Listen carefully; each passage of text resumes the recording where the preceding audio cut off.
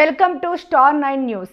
తిరుపతి నగరంలోని తాళ్లపాక పెద్ద గంగమ్మ ఆలయ జీర్ణోద్ధరణ పునఃప్రతిష్ఠ పనులు శిలాఫలకాన్ని మంగళవారం ఉదయం టీటీడీ చైర్మన్ భూమన కరుణాకర్ రెడ్డి చేతుల మీదుగా ఆవిష్కరించారు.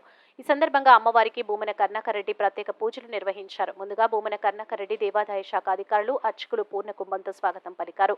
టీటీడీ చైర్మన్ భూమన కరుణాకర్ రెడ్డి కృషితో శ్రీ వెంకటేశ్వర ఆలయాల నిర్మాణం శ్రీవాణి ట్రస్ట్ నిధులు సమకూర్చి పెద్ద గంగమ్మ ఆలయ పునర్నిర్మాణ పనులు చేపట్టడం జరిగింది.